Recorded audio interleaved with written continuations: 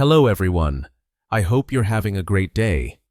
Today, we're going to uncover a powerful story about a wealthy black girl who quietly helped a poor white boy living with his grandmother, while their classmates mocked him and never knew the truth. Years later, that forgotten boy returns, not broken but successful, to keep a promise that began in childhood. If you enjoy emotional stories about kindness, resilience, and destiny, don't forget to subscribe to the channel so you never miss our next video. Baltimore, Maryland. Early autumn. Morning light. The private gates of Riverside Preparatory School opened at exactly 7:30 a.m. every weekday. Luxury SUVs lined the drop-off lane. Drivers in pressed uniforms opened doors for children who never worried about lunch money or heating bills. This was one of the most prestigious elementary schools in the city, where futures were planned early and privilege wore a uniform. Stepping out of a black Mercedes was Amara Johnson. She was 9 years old, a black girl from one of Baltimore's wealthiest families. Her father owned a regional logistics company. Her mother was a corporate attorney. Amara wore her school blazer neatly buttoned, her shoes spotless, her backpack filled with brand new books. Teachers smiled when they saw her. Other students whispered her name with a mix of admiration and quiet jealousy. Amara Johnson had everything, except attention for the things that truly mattered. As she walked through the iron gates, laughing voices echoed across the courtyard. A group of children stood near the steps, pointing and snickering. Amara slowed. At the center of the laughter stood a thin white boy with his head down. His name was Ethan Miller. He was 10 years old, and he didn't belong here. Ethan's jacket was too large, the sleeves frayed at the cuffs. His shoes were old, soles worn thin. His backpack sagged, patched with duct tape. He clutched it tightly, as if it might be taken from him. "Why does he always smell like old soup?" one boy laughed. "Probably lives in a dumpster," another added. A girl wrinkled her nose. "My mom says kids like him don't last here." The laughter grew. Ethan said nothing. He never did. Amara watched from a distance, her chest tightening. She'd seen this before. Every day. The same boy, the same corner, the same cruelty. But today was different. One of the boys shoved Ethan's backpack. Papers spilled onto the ground. "Oops," the boy said. "Pick it up, slum boy." Something inside Amara shifted. She walked forward.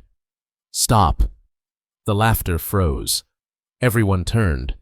Amara Johnson didn't raise her voice. She didn't need to. "That's not funny," she said calmly. The boys hesitated. No one wanted to be on the wrong side of Amara. Her family's name carried weight, even among children. "Whatever," one muttered. "He's still gross." They walked away. Amara knelt down beside Ethan. "You okay?" she asked softly. Ethan nodded quickly, though his hands shook as he gathered his papers. "I'm Amara," she said. "I know," Ethan replied quietly. She helped him collect the last page. Their fingers brushed. Ethan flinched, as if expecting her to pull away. She didn't. "Why don't you sit with me at lunch today?" Amara asked. Ethan looked up, startled. I don't have much food." Amara smiled gently. "That's okay. I always have too much." Ethan didn't understand what she meant yet. What Ethan Miller didn't know, what none of their classmates knew, was that every morning before school, Ethan woke up in a one-room apartment in East Baltimore, where peeling paint and broken heaters were normal. He lived there with his grandmother, Margaret Miller, a 72-year-old woman with arthritis in her hands and love stronger than her failing body. Margaret raised Ethan alone after his parents disappeared from his life. She lived on a small Social Security check and whatever part-time cleaning work her body could still handle. Some nights, dinner was canned soup stretched thin. Some mornings, there was nothing. Ethan never told anyone. At Riverside Prep, He tried to disappear, but Amara Johnson had noticed him.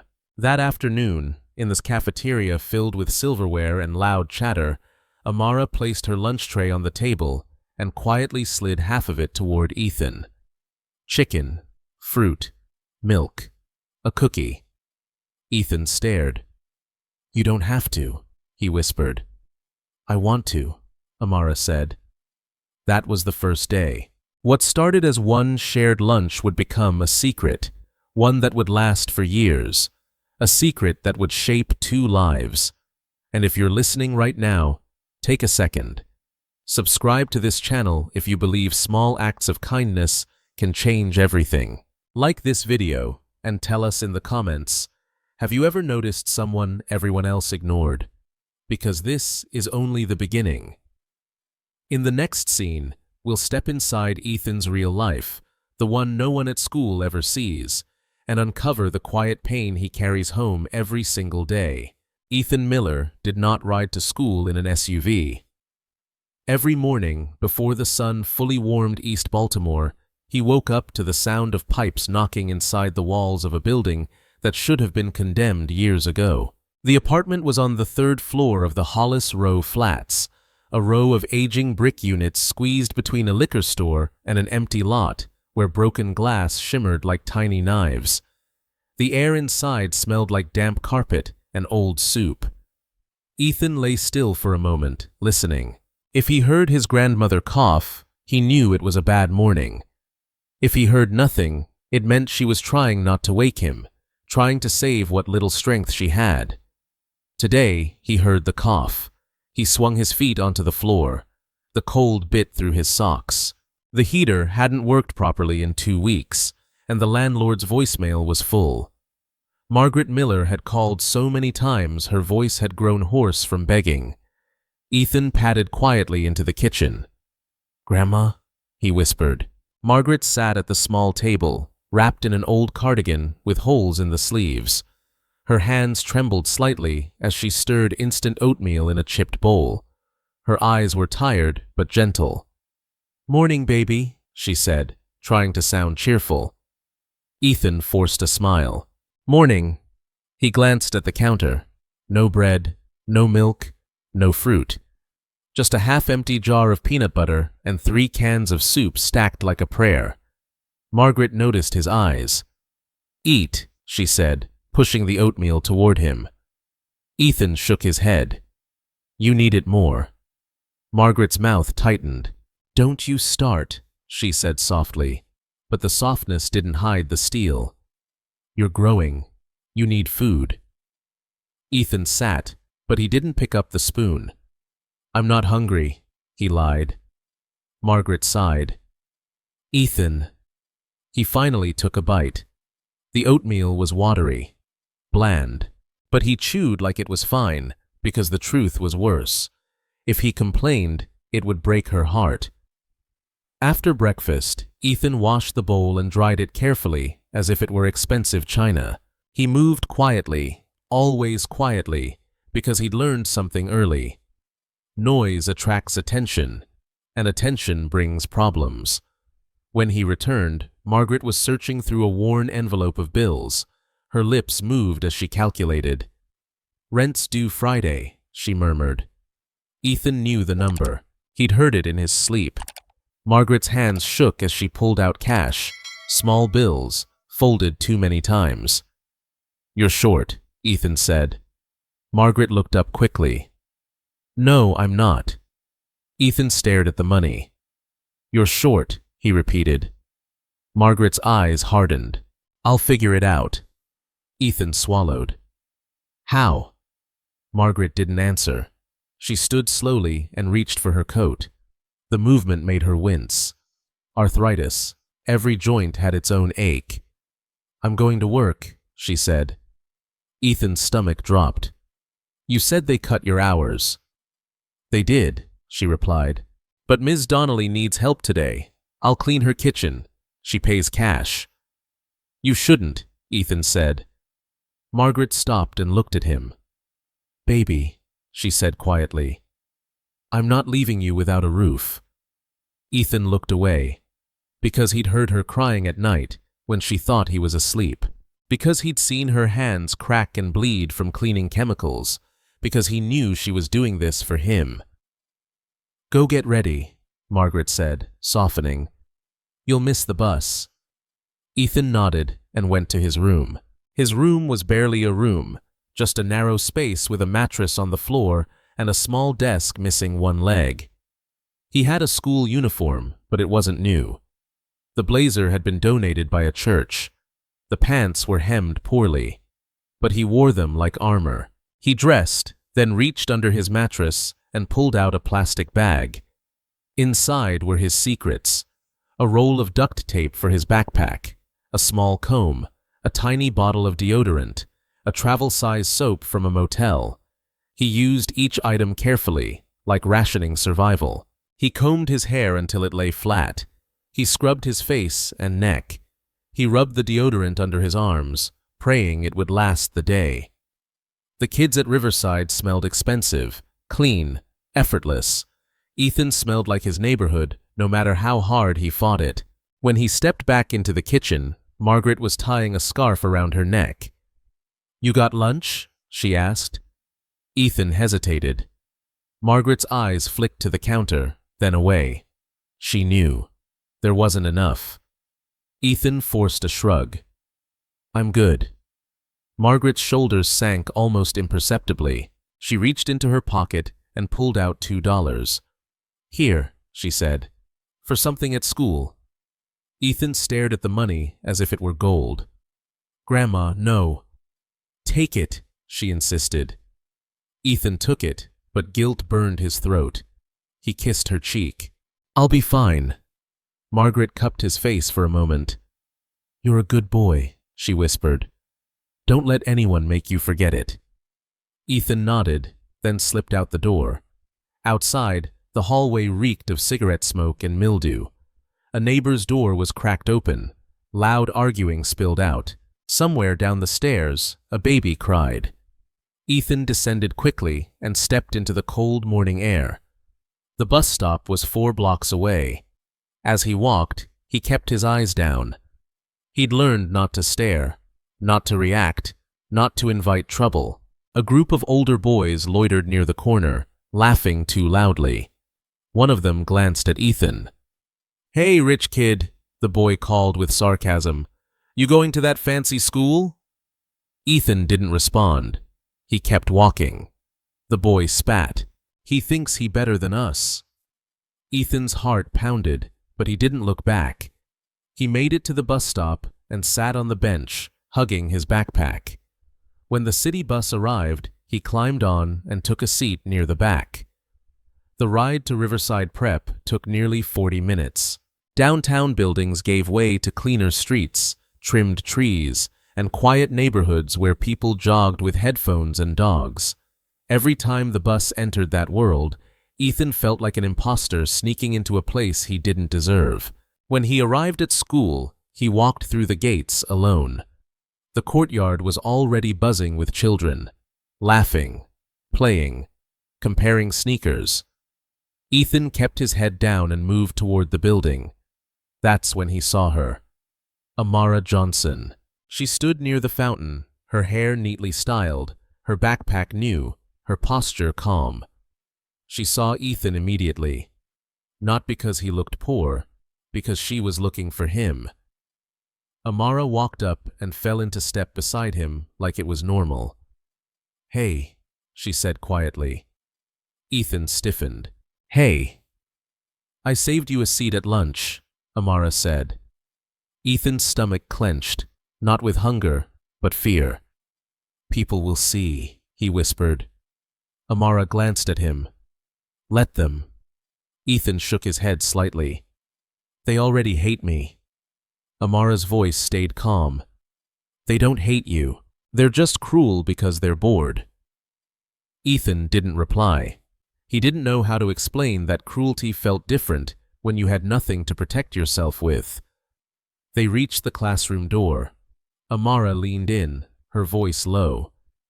"Did you eat this morning?" she asked. Ethan hesitated. Amara's eyes narrowed just slightly, not accusing, understanding. "Come with me," she said. "Where?" Amara didn't answer. She simply turned and walked down the hall. Ethan followed, confused, until they reached a quiet corner near the nurse's office. Amara opened her backpack and pulled out a wrapped sandwich and a juice box. Ethan froze. "I asked the cafeteria lady for an extra," Amara said casually, as if it was nothing. "She gave it to me." Ethan stared at the food like it was dangerous. "I can't," he whispered. Amara held it out anyway. "You can," she said, "because you're not going to pass out in class today." Ethan's throat tightened. No one had ever said it like that. So simple, so certain. He took the sandwich with shaking fingers. Amara watched him. "Eat," she said softly. Ethan took a bite, and for the first time in days, his body relaxed. Not because the food was special, because someone had seen him. If you're listening right now, subscribe to this channel and stay with this story. Like the video and comment below. Have you ever carried a secret so heavy you thought it might crush you? Because in the next scene, their classmates will start to notice. And when children start whispering, secrets don't stay hidden for long. By the time October settled over Baltimore, the air at Riverside Preparatory School had turned sharp. Cold mornings, warm afternoons, and a tension that lingered in the hallways like static. Ethan Miller tried to stay invisible. He perfected the art of walking close to walls, keeping his eyes down, speaking only when spoken to. If he could make himself small enough, maybe the cruelty would pass over him like wind. But children didn't forget easy targets, and they especially didn't forgive anyone who threatened the comfort of their own superiority. It started with little things: a whisper when Ethan passed, a laugh when his sleeve showed a frayed thread, a comment about his shoes being museum ancient. Ethan swallowed it all, every day.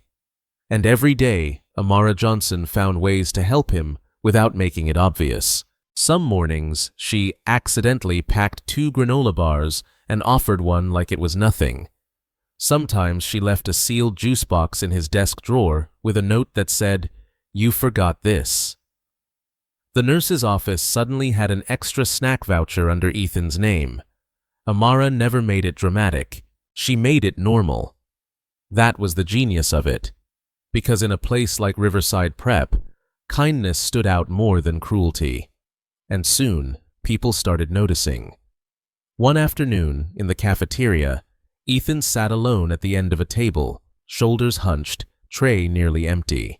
He'd used his grandmother's $2 on a small carton of milk and a plain roll. Not enough. Amara sat 2 seats away, not directly beside him, not yet, but close enough to matter. She ate slowly, then slid her apple across the table without looking. Ethan's fingers froze. Amara kept her eyes on her own plate. Ethan hesitated, then tucked the apple into his backpack instead of eating it. He'd bring it home. His grandmother would pretend she wasn't hungry. He would pretend he didn't notice the lie.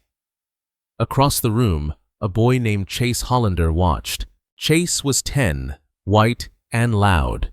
His parents were donors. He lived for attention and got it easily. When Chase didn't understand something, he made a joke. When he felt insecure, he attacked.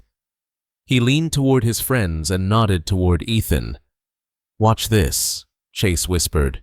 He stood and walked across the cafeteria with 2 boys behind him like bodyguards. Chase stopped at Ethan's table and looked down. "Hey," Chase said, fake friendly. "Miller." Ethan didn't respond. Chase smiled wider. "Did you get lost? This isn't the free lunch line."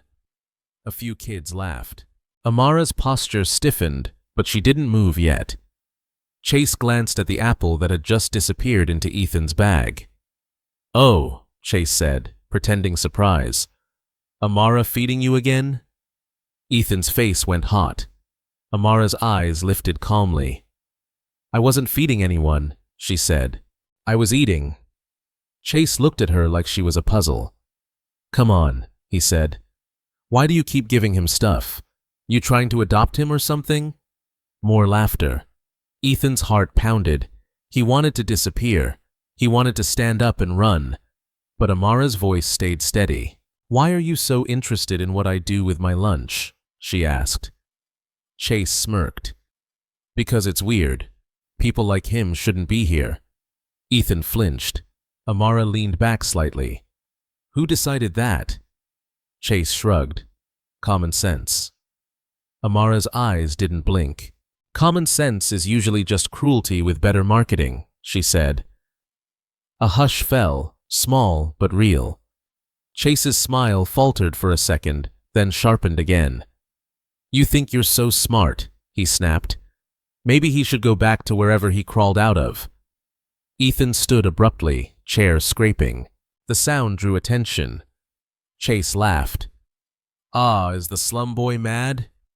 Ethan's hands shook. Stop. Chase leaned in. Or what?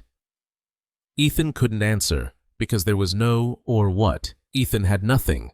No power, no protection, no parents to call, no lawyer to threaten.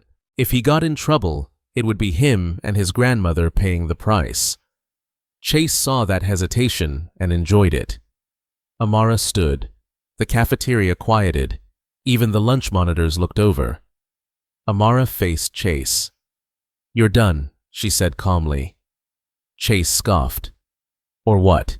You'll cry to your daddy? Amara took one step closer. No, she said. I'll tell the truth. Chase blinked. What truth?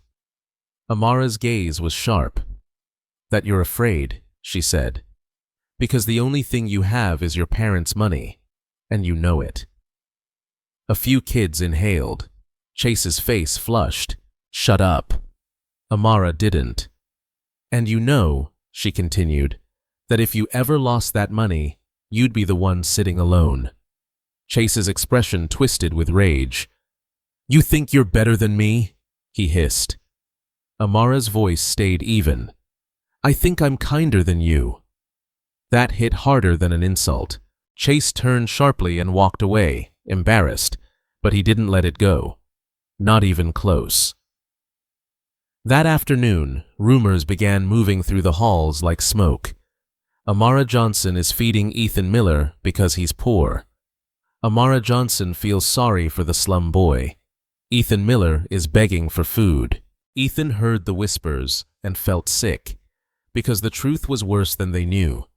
He wasn't just a little poor. He was surviving, and if the wrong adults found out, everything could collapse. Scholarships could disappear. Pride could shatter. His grandmother could be humiliated.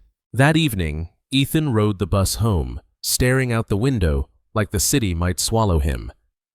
By the time he reached the Hollis Row flats, the sky had turned dark and the streetlights flickered. Inside their apartment, Margaret was sitting at the table, rubbing her hands as if trying to chase pain away. How was school? She asked. Ethan hesitated. Fine, he lied. Margaret narrowed her eyes slightly. You sure? Ethan forced a smile. Yes, ma'am. Margaret reached into a grocery bag and pulled out a can of soup. Found a little extra today, she said, trying to sound proud. Ethan looked at the bag. 1 can. That was all. His chest tightened. He went to his room and pulled the apple from his backpack, placing it gently on the table. Margaret stared at it, confused. Where'd you get this? She asked. Ethan swallowed. School. Margaret's eyes softened, but suspicion flickered. Somebody giving you things? She asked quietly. Ethan's throat closed. He didn't want to say Amara's name. He didn't want his grandmother to feel shame. Margaret had raised him on dignity, even when they had nothing.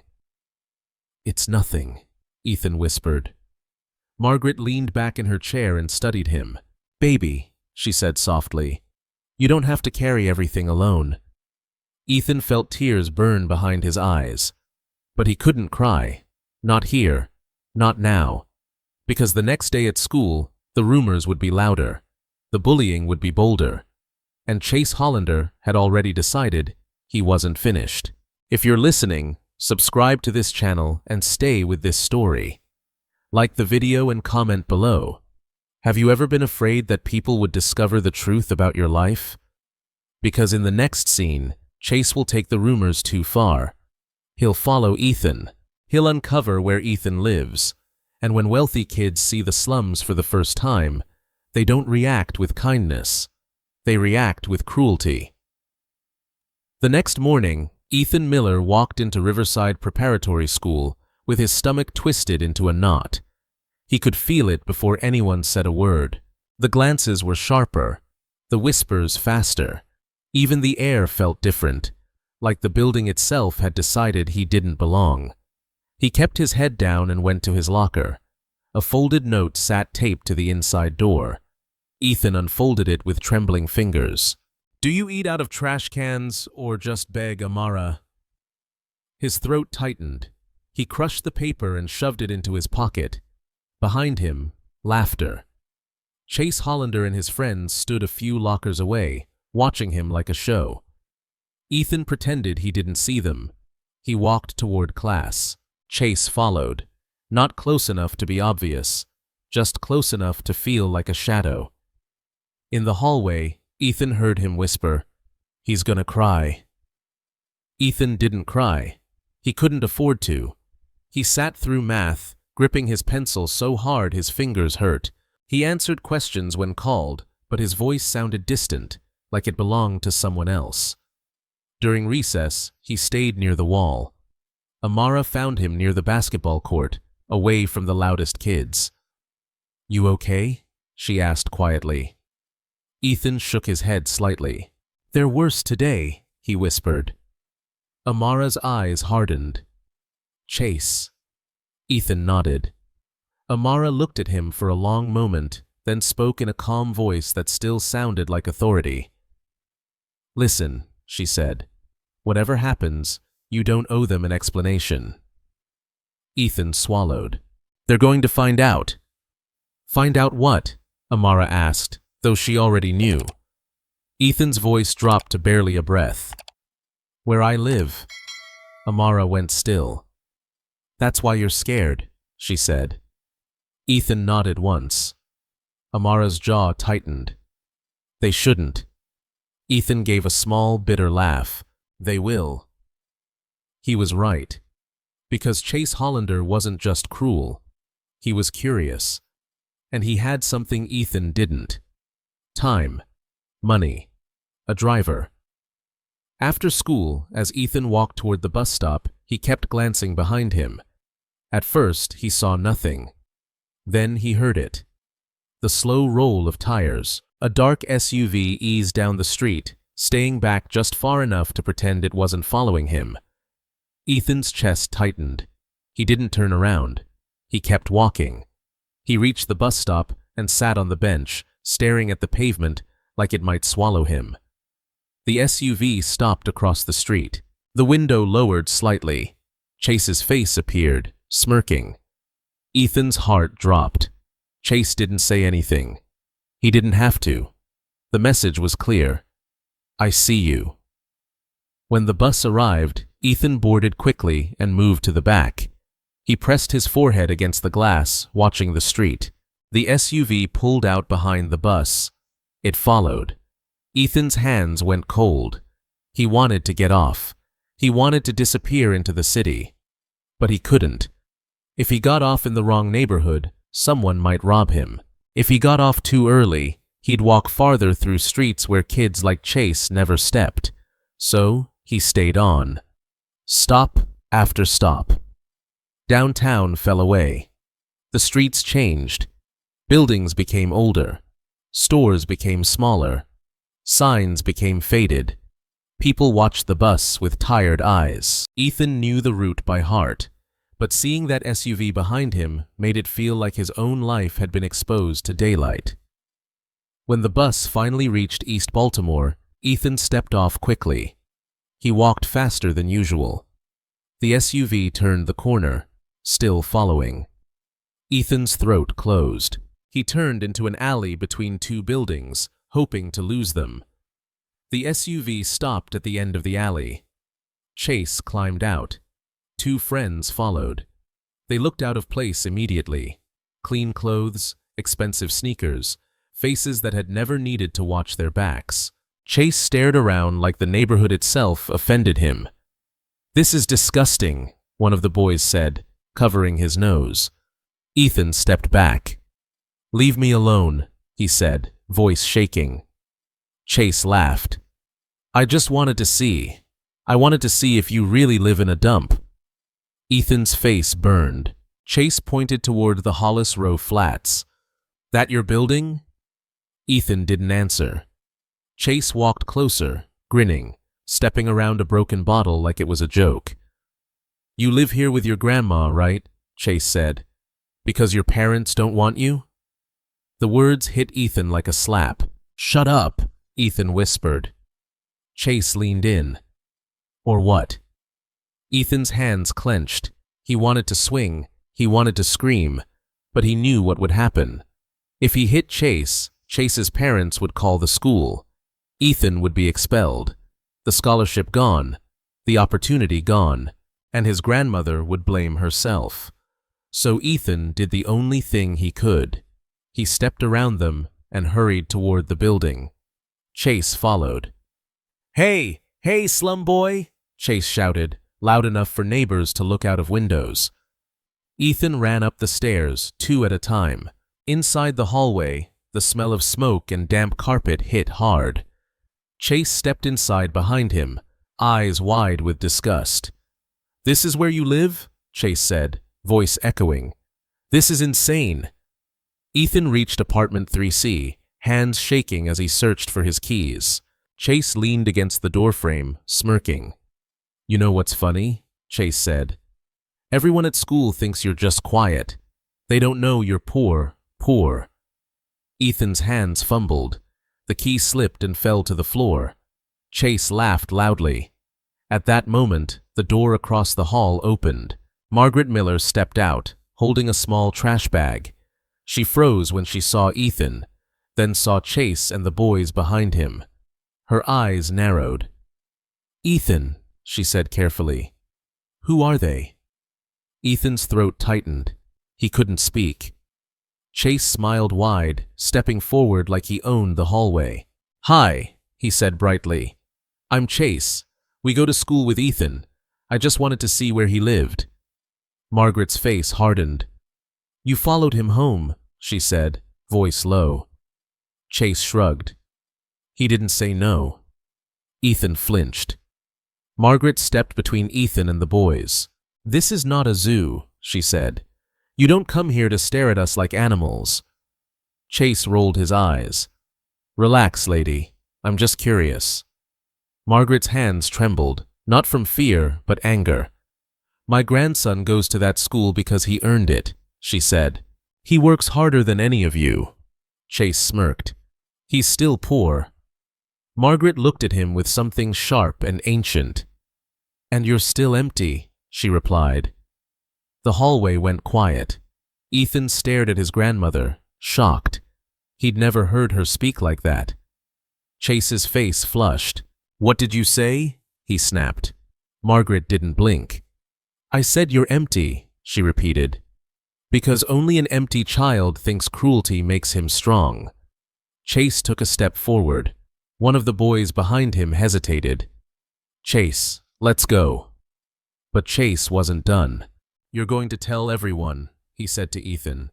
"I'm telling everyone at school. They'll know what you really are." Ethan's vision blurred. Margaret turned toward Ethan, her voice suddenly softer. "Go inside," she whispered. Ethan shook his head. "Grandma." "Inside," she repeated, firm.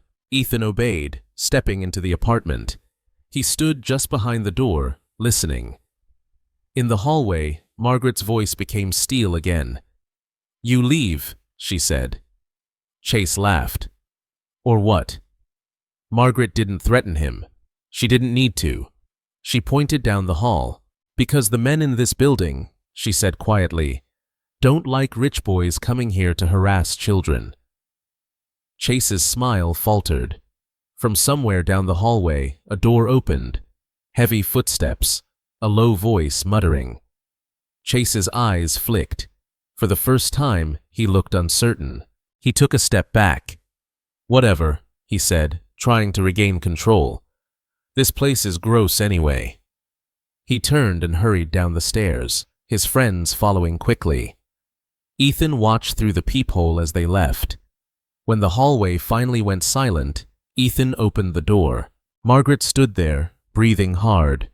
Ethan's eyes filled with tears. "I'm sorry," he whispered. Margaret turned and cupped his face. "You don't apologize for being poor," she said softly. "You hear me?" Ethan's throat tightened. "They're going to tell everyone." Margaret's eyes softened, but her voice stayed firm. "Then we face it," she said. Ethan shook his head. I can't go back there." Margaret pulled him into a hug, her arms thin but strong. "Baby," she whispered, "you're stronger than shame." But Ethan didn't feel strong. He felt like his entire world had just been ripped open. And the next day at school, Chase Hollander would make sure everyone saw what he saw. If you're listening, subscribe to this channel and stay with this story. Like the video and leave a comment. What would you do if your biggest fear was exposed for everyone to see? Because in the next scene, the truth will spread through Riverside Prep like wildfire, and Ethan will face the worst humiliation of his life. But Amara Johnson will make a decision that changes everything. The next morning, Ethan Miller stood in front of the bathroom mirror and barely recognized himself. His eyes were red from a night without sleep. His stomach felt hollow, but not from hunger, something worse. Fear, shame, the kind that makes your skin feel too tight. In the kitchen, Margaret tried to act normal. She warmed soup on the stove, even though it was only 7:10 a.m. "Eat something," she said gently. Ethan shook his head. "I can't." Margaret watched him for a long moment. "Baby," she said quietly, "you don't have to go today."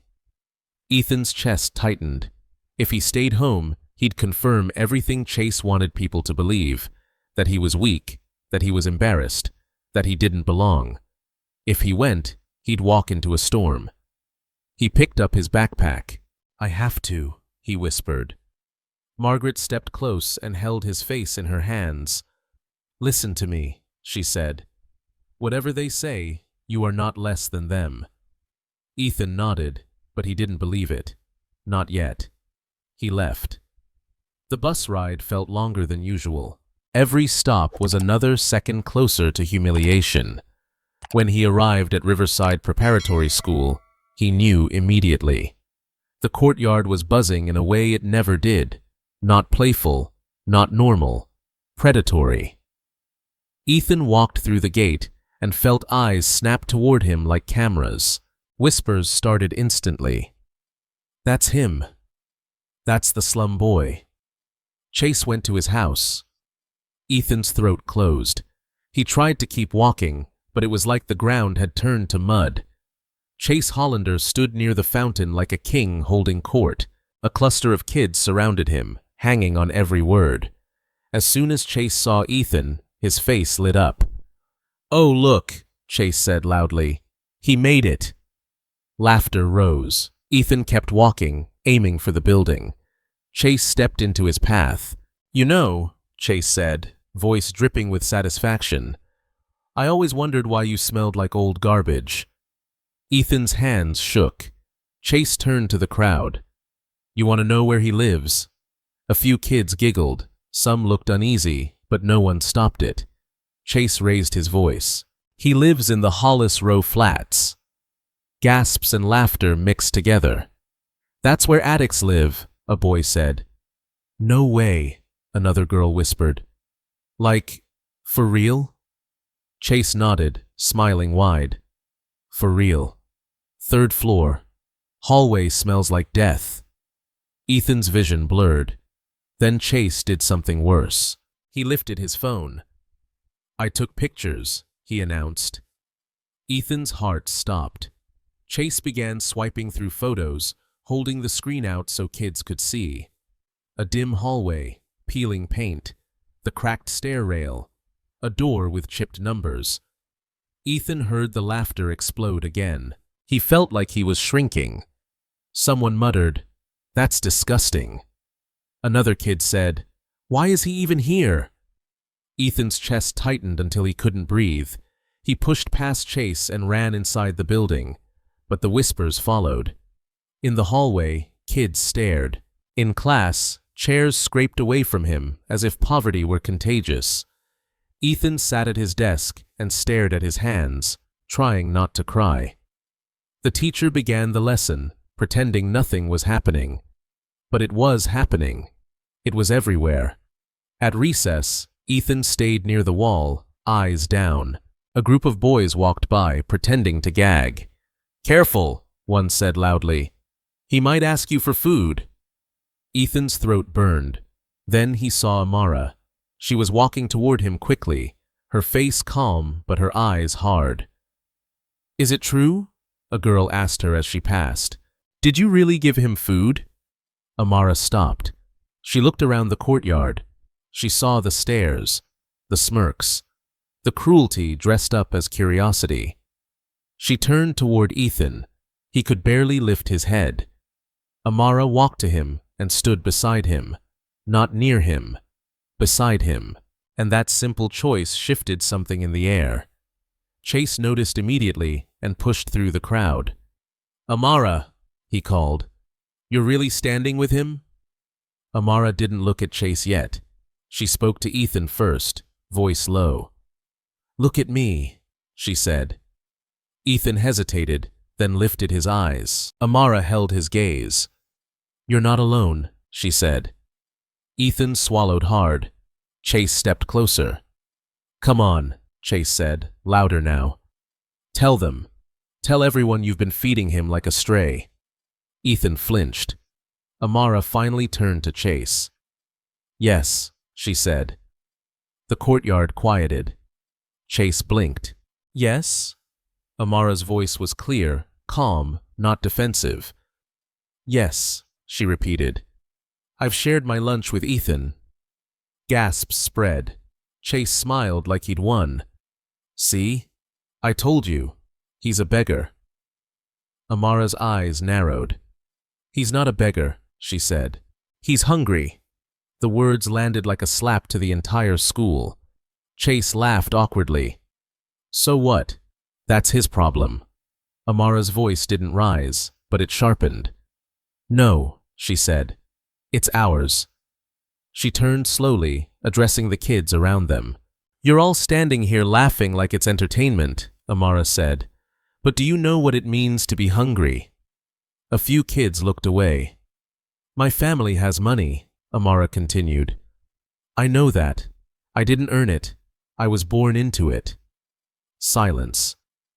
"And Ethan was born into something else," she said. "He didn't choose it." Chase scoffed. "So he should go to a different school."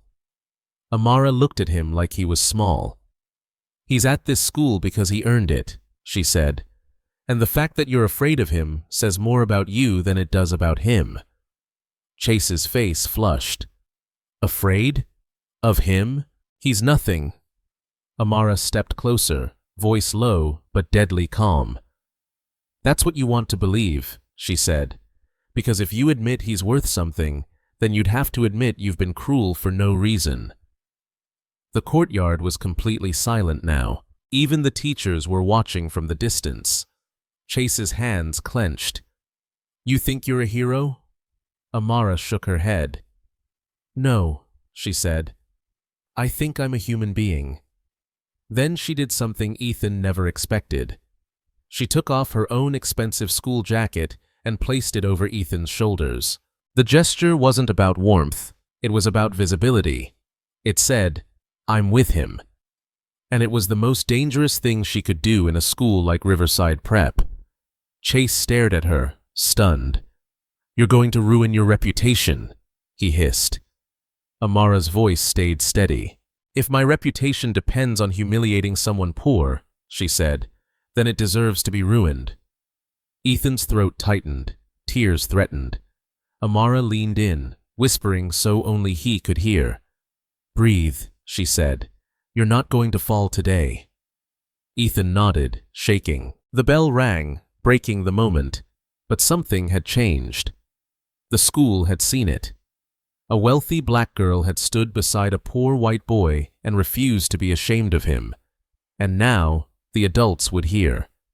Because later that day, Ethan's homeroom teacher called the principal, and the principal called Amara's parents. And the story was about to leave the children's world and enter the adult one, where consequences were sharper and power was real. If you're listening, subscribe to this channel and stay with this story. Like the video and comment below. Would you risk your social status to protect someone being humiliated? Because in the next scene, Amara's parents will react, the school will threaten Ethan's scholarship, and Naomi's kindness will face its first real test. By the end of that day, Ethan Miller felt like he was walking through school underwater. Every hallway carried whispers. Every classroom felt like a stage. Even when no one spoke, Ethan could sense the judgment. Kids staring as if his poverty had become a stain on the floor. Amara stayed close whenever she could. Not clinging, not dramatic, just present. And that presence was the only thing keeping Ethan from breaking. But when the final bell rang, the real consequences began. Ethan waited near the bus lane with his backpack hanging heavy on his shoulders. He expected the city bus. He expected to go home, lock the door, and hide. Instead, a black SUV rolled to a stop in front of him. The window lowered. It was Amara's driver.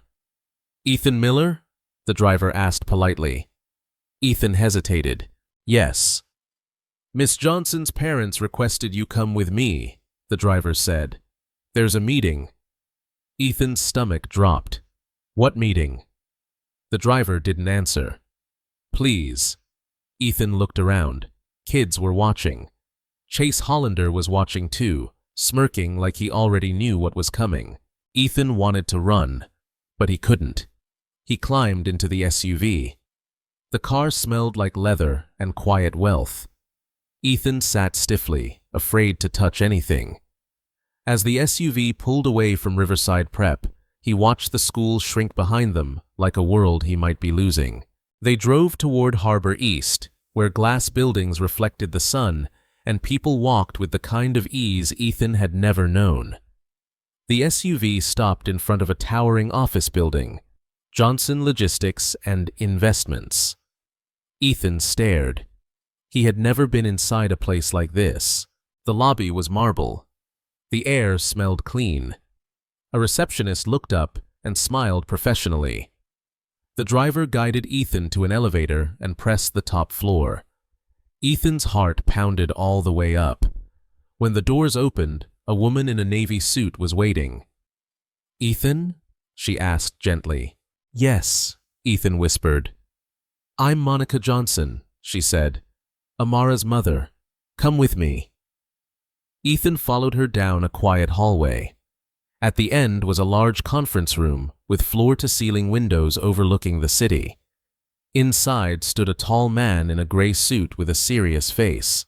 Darius Johnson, Amara's father. Amara sat at the table, hands folded, posture straight. She looked calm, but when her eyes met Ethan's, something softened. Ethan stopped near the doorway, unsure where to stand. Monica gestured. "Sit, Ethan." He sat slowly, keeping his hands in his lap. Darius studied him for a long moment. No smile, no warmth.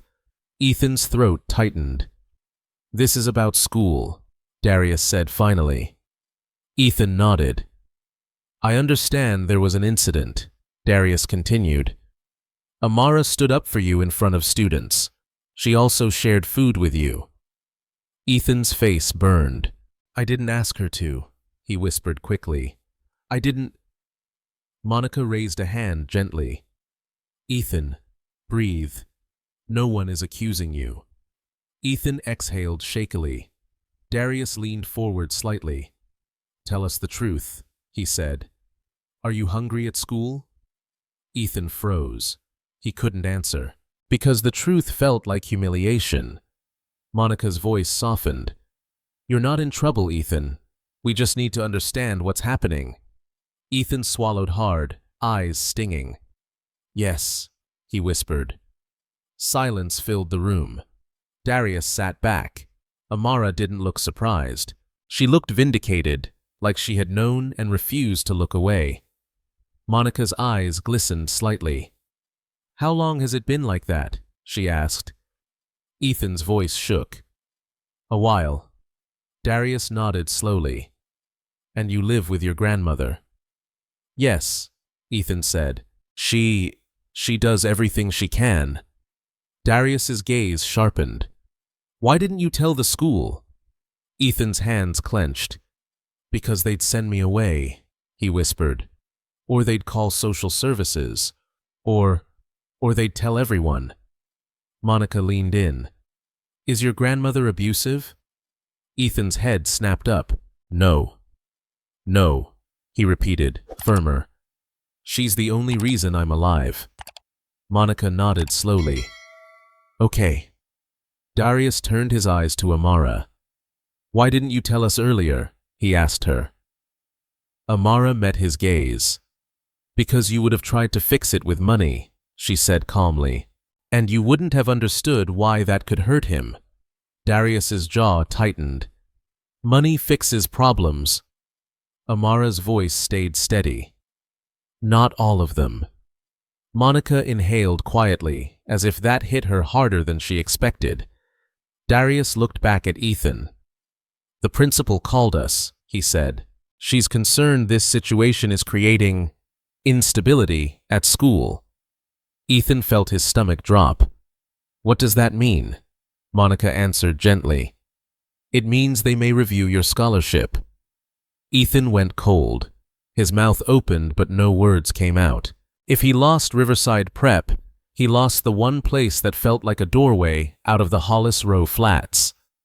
He lost the chance to be something more than survival. Amara's chair scraped as she stood. That's not fair, she said. Darius looked up.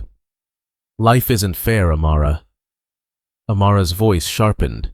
So we're going to punish him for being poor? Darius didn't respond. Ethan's hands trembled. Please, he whispered, barely audible. Monica's face softened more. Darius watched Ethan for a long moment. Then he stood and walked to the window. He stared out at the skyline, silent. Finally, he spoke. When I was 14, he said quietly, my mother worked 2 jobs. I remember what it felt like to watch her choose which bill to pay. Ethan looked up, surprised. Darius turned back. I also remember, Darius said, how quickly pride can become a cage. He walked back to the table. If the school revokes your scholarship, Darius said, we will fund it privately. Ethan's breath caught. Amara's eyes widened. Monica looked relieved. But Ethan didn't feel relieved.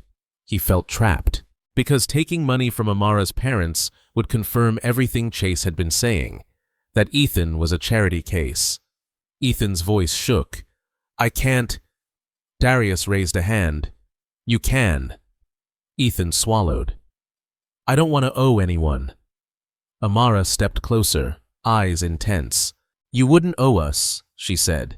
You'd be receiving help you deserve. Ethan's eyes filled. People will know. Monica spoke softly. Not if we do it correctly. Darius nodded. We can make this anonymous. Quiet. Ethan stared at the table, chest tight. Darius leaned forward, his voice lowered, less executive, more father. Ethan, he said, I'm not offering this to humiliate you. I'm offering it because a child shouldn't lose his future because grown people failed him. Ethan's tears finally slipped down. He wiped them quickly, ashamed. Amara reached out and touched his wrist lightly. It's okay, she whispered. Darius looked at Amara. This changes things, he said. Amara met his eyes. Good. Monica exhaled. We should also help the grandmother, she said gently, but respectfully. Ethan flinched. Don't scare her. Monica nodded. We won't. Darius straightened. Here's what we do, he said. We contact the school, we protect your scholarship, and we create a plan that keeps you fed without putting you on display. He looked at Ethan. And Ethan, he said firmly, if anyone at that school bullies you again, you tell Amara. You tell us. Immediately. Ethan nodded, still shaking, because he didn't know what would happen next, and because he could feel it. This wasn't over. Chase Hollander wouldn't accept losing control of the story, and tomorrow he would escalate. If you're listening, subscribe to this channel and stay with this story. Like the video and comment below. Should pride ever stop someone from accepting help? Because in the next scene, Chase will cross a line that even teachers can't ignore, and Ethan's scholarship and his grandmother's safety will hang by a thread. The next day at Riverside Preparatory School felt like the calm right before a storm. Ethan Miller walked through the gates with his head up a little higher than yesterday. Not because the fear was gone, but because someone had finally told him he didn't have to carry it alone. He could still feel eyes on him. But now, mixed into the stares was something else. Curiosity and resentment. Because word had spread, not just that Ethan lived in the Hollis Row flats, but that the Johnson family had called the school, that Amara's parents had made phone calls, that meetings had happened behind closed doors. At a place like Riverside Prep, money didn't just buy comfort, it bought influence. And Chase Hollander hated that he wasn't the one holding it. Ethan kept his gaze forward and went to his locker. A new note was taped inside. This one wasn't folded. It was displayed like a trophy. Amara's pet project. Ethan's throat tightened. He ripped it down quickly and shoved it into his pocket. Behind him, laughter. Chase's voice. You see that? Chase said loudly to his friends. He's got protection now. Must be nice being someone's charity case. Ethan didn't turn around. He didn't want to give Chase the satisfaction. He closed his locker and started walking toward class. But Chase stepped into his path. Hey, Chase said, smiling like a shark. Did your grandma thank Amara's mommy and daddy for saving you? Ethan's hands clenched. Move, Ethan whispered. Chase leaned closer. Or what? You gonna cry again? Ethan swallowed, trying to keep his voice steady. Leave me alone. Chase laughed. I can't. You're the most entertaining thing in this whole school. Ethan tried to step around him. Chase moved again, blocking him. You know what's funny? Chase said, voice rising. You act like you have dignity, but dignity doesn't pay rent. Ethan flinched. Chase's friends snickered. Then Chase did something that made Ethan's blood run cold. He raised his phone. I made something, Chase announced loudly. Ethan froze. Chase tapped his screen and held it up for the hallway to see. A video. A shaky recording of Ethan running up the stairs at Hollis Row Flats, filmed from the bottom of the stairwell. Ethan's face wasn't clear, but the building was. The hallway. The door. Margaret Miller's voice. This is not a zoo. Chase had recorded his grandmother. The laughter exploded around them.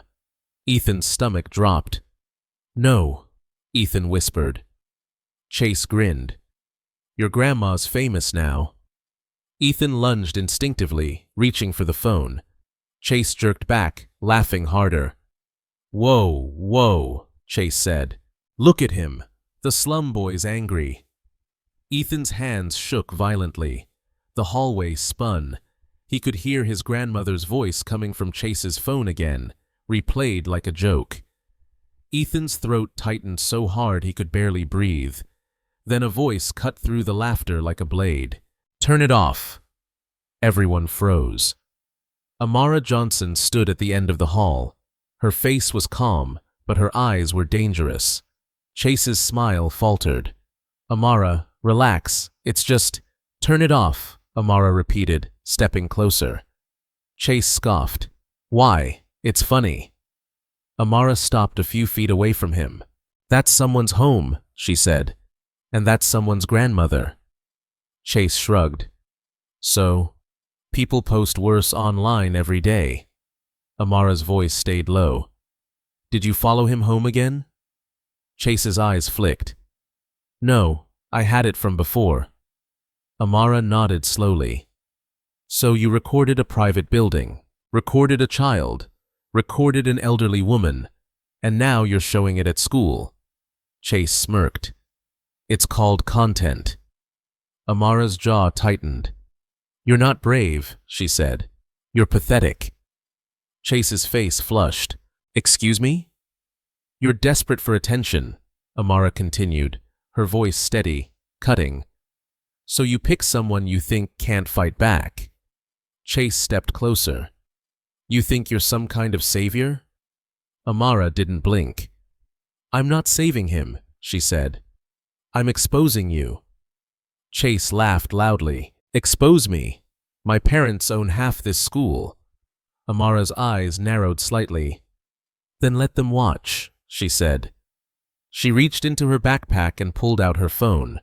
Chase blinked, confused. Amara held her phone up and tapped the screen.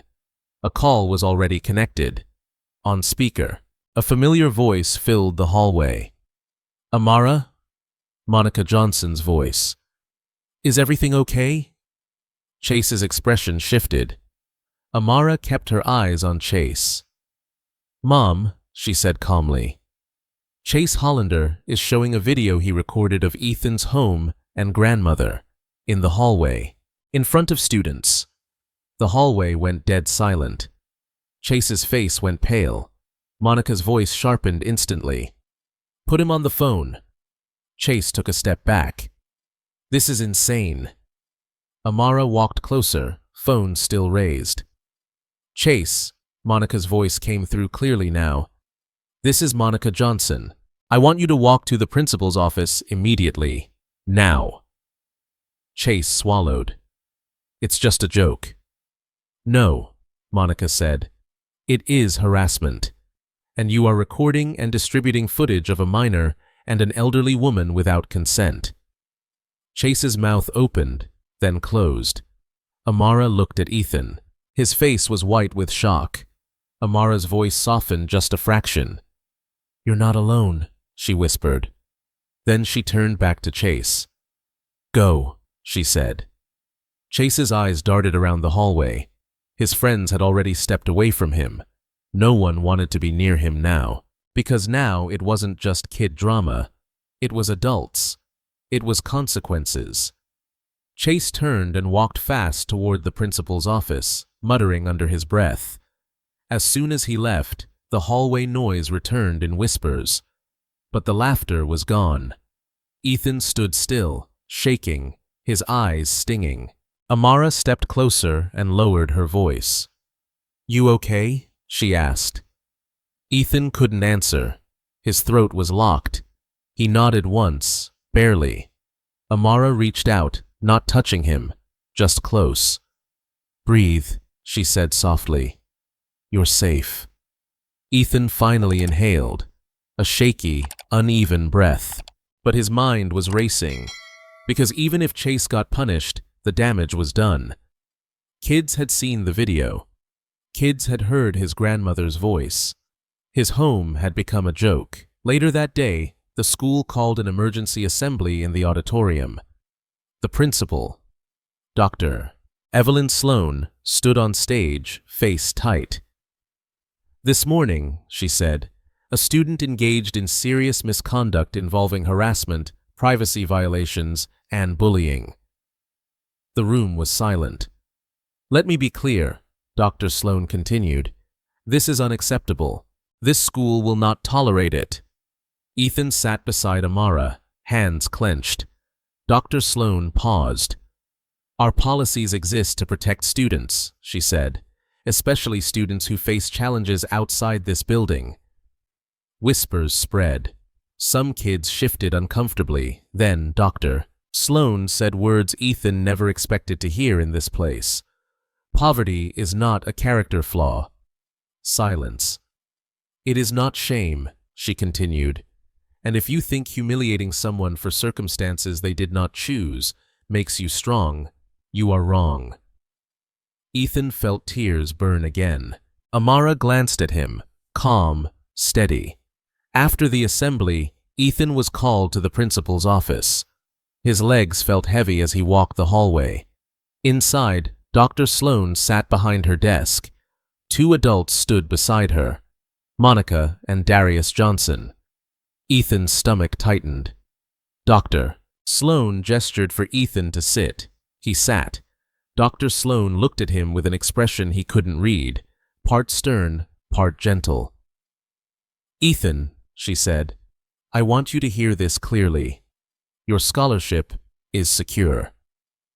Ethan's breath caught. And Sloan continued, the student responsible for the harassment is being suspended pending further disciplinary review. Ethan's hands trembled. He wasn't sure whether to feel relief or fear, because Chase Hollander wasn't the type to accept losing. He was the type to retaliate. And the next retaliation wouldn't come from a child. It would come from the adults behind him. If you're listening, subscribe to this channel and stay with this story. Like the video and comment below. Should schools punish bullying harder when it targets poverty? Because in the next scene, Chase's parents will arrive, furious. They'll demand Ethan be removed. They'll threaten lawsuits. They'll try to break the Johnson family's influence. And Ethan will face a choice: run from the shame or stand in the truth with Amara. The next morning, Riverside Preparatory School looked normal from the outside. Clean sidewalks, neatly trimmed hedges, a flag waving above the entrance. But inside, it felt like a war was coming.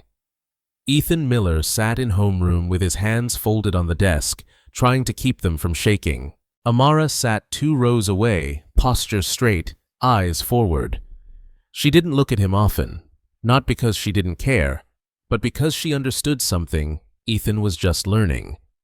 Sometimes the safest kind of support is the kind that doesn't turn you into a spectacle. Still, Ethan felt the tension. Teachers spoke softly. Hallways were watched more closely.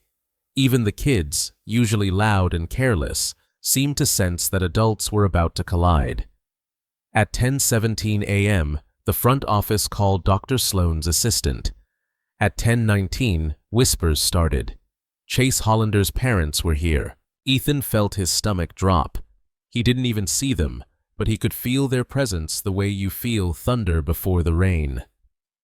At 10:30, Ethan was called to the principal's office again. His legs felt heavy as he walked down the hall. Amara stood the moment she heard his name. "I'm coming," she said. Ethan shook his head quickly. "You don't have to." Amara's eyes narrowed. "Yes, I do." They walked together. Outside the principal's office, Ethan heard voices through the door. A woman's voice, sharp and furious. "This is unacceptable. My son is being punished because a scholarship kid can't handle reality." A man's voice followed, cold, controlled. "We are prepared to pursue legal action if this school allows our child to be targeted for discipline while protecting." Dr. Sloan's voice cut through. "Your child violated privacy laws and school policy. This is not negotiable." Ethan's throat tightened. The door opened. Dr. Sloan stood in the doorway, face composed. "Ethan," she said gently. "Amara, come in." Ethan stepped inside. The room felt too small for the people in it. Chase's parents sat across from Dr. Sloan like they owned the chairs. Catherine Hollander, perfectly styled, eyes sharp. Thomas Hollander, expensive suit, expression flat. They looked at Ethan as if he were a problem that had crawled onto their carpet. Amara stood beside Ethan, calm, unshaken. Monica and Darius Johnson sat near the window, quiet but present. Catherine Hollander spoke first. "So this is him," she said, not bothering to hide her contempt. Ethan's face burned. Dr. Sloane's voice was firm. "Mrs. Hollander, I'm going to ask you to address the issue, not a child." Catherine smiled tightly. "Fine. The issue is that this school has become unsafe for my son. He's being targeted and punished over a joke." "A joke?" Monica Johnson's voice was calm but dangerous. Catherine turned toward Monica. "Yes, a joke. Children tease. It's normal. But your daughter escalated it into a crisis." Amara didn't move. Darius Johnson spoke quietly. "Recording a child's home and an elderly woman is not teasing. It's harassment." Thomas Hollander finally spoke. "My son is suspended," he said. "We want that reversed." Dr. Sloane shook her head. "It will not be reversed." Catherine's eyes narrowed. "Then we want the scholarship reviewed." Ethan felt like someone had punched him. Dr. Sloane stiffened. "Excuse me?" Catherine leaned forward. "Let's be honest. This entire situation exists because this boy doesn't fit here. He's bringing instability. He's causing conflict." Ethan's throat closed. Amara's voice cut through, calm and clear. "No," she said. "The conflict exists because your son thinks cruelty is entertainment." Catherine's eyes snapped to Amara. "Stay out of adult conversation." Amara didn't flinch. "You're talking about my friend like he's an infection," Amara said. "So no, I won't stay out." Thomas Hollander's face tightened. "Friend?" Amara's gaze stayed steady. "Yes." Ethan's heart pounded. Catherine laughed softly. "That's adorable. A wealthy girl playing savior." Amara's voice sharpened. "I'm not playing anything." Catherine turned to Dr. Sloane. "You see the problem? She's emotionally attached. This is unhealthy." Monica Johnson leaned forward. "Mrs. Hollander, you're using the word unhealthy to describe compassion. That tells me everything I need to know." Catherine's smile vanished. "Don't patronize me." Thomas Hollander looked at Ethan for the first time directly. "You live in the Hollis Row flats," he said flatly. Ethan's face burned hotter. "Yes," Ethan whispered. Thomas nodded once, as if confirming what he already believed. "That environment is not suitable for a student at Riverside Prep," Thomas said. "It creates risk." Darius Johnson's voice was low. "Risk to who? Your son's comfort?" Thomas's jaw tightened. Catherine leaned back and crossed her arms. "We're donors," she said. "We support this school. If you choose to protect this boy over our family, the school will lose funding." The air shifted. This was the real weapon. Money. Dr. Sloane didn't blink. "Then we will lose funding," she said. Silence. Catherine stared at her.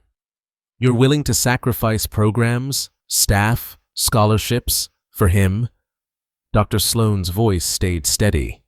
"For the principal." Catherine's face tightened. "This is ridiculous." Thomas stood. "Let's be clear," he said. "If our donation is no longer valued, we will withdraw it, and we will go public." Monica Johnson stood slowly. "And we will match it," Monica said calmly. Catherine blinked. "What?" Monica's eyes were steady. "Every dollar you remove, we will replace, and we will add more." Thomas's face hardened. "This is about power to you." Darius Johnson stood beside Monica. "No," Darius said. "This is about responsibility."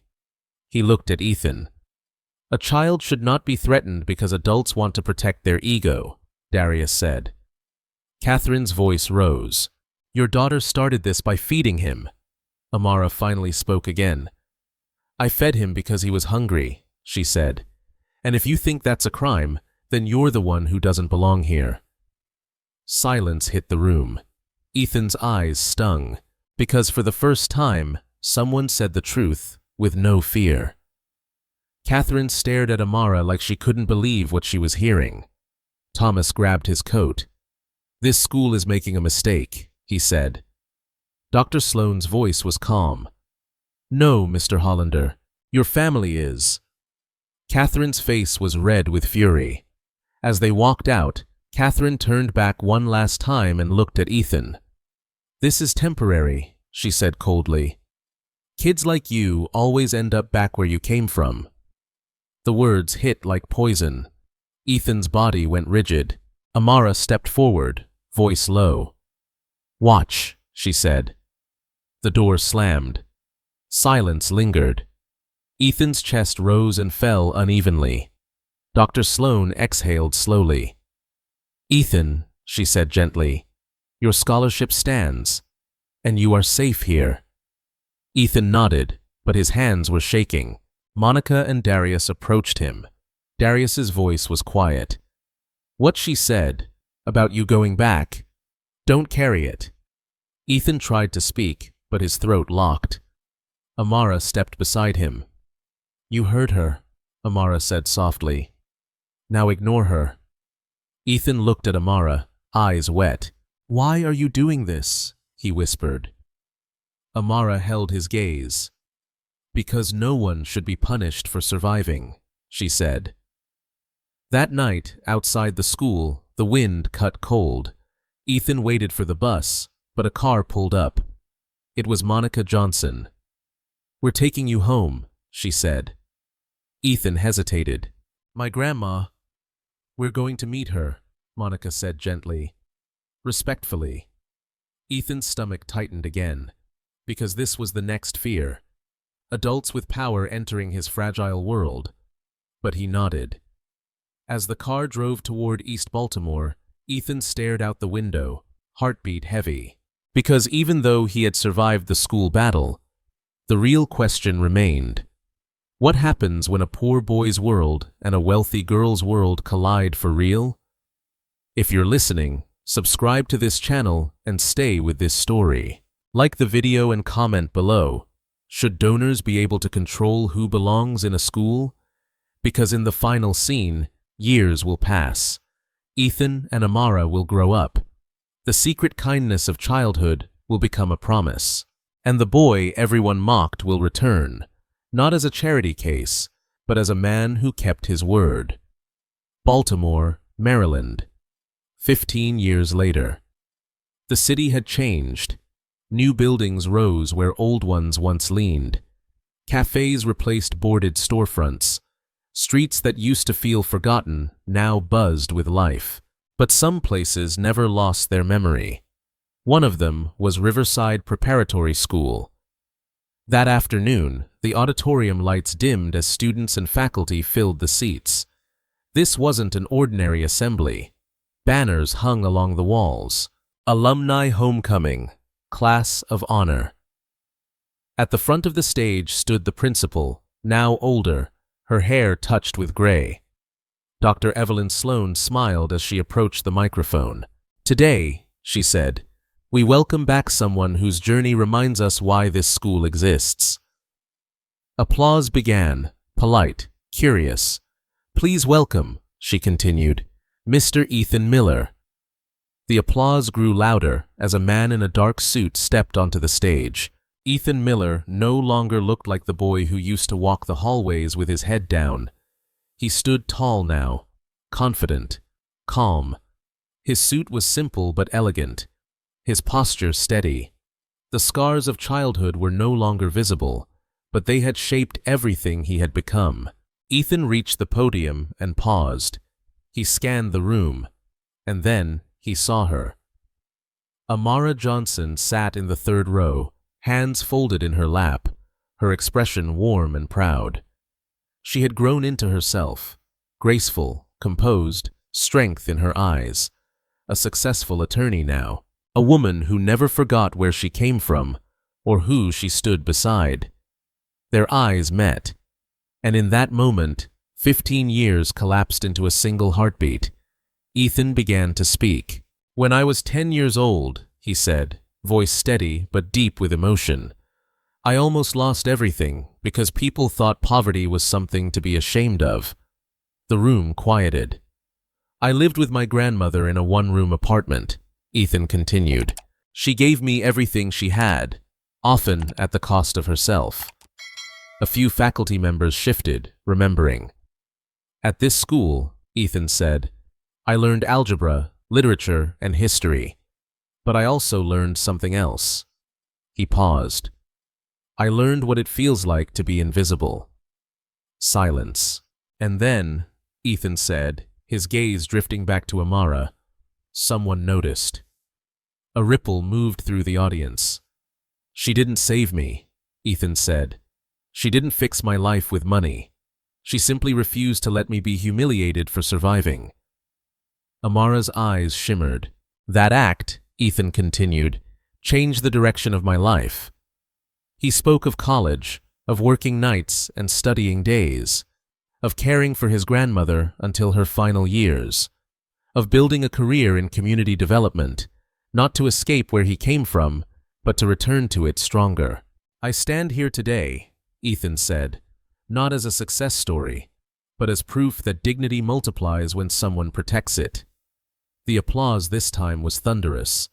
After the assembly, the auditorium slowly emptied. Ethan stood near the stage, speaking with old teachers, alumni, shaking hands. Then the crowd thinned. And there she was. Amara approached quietly.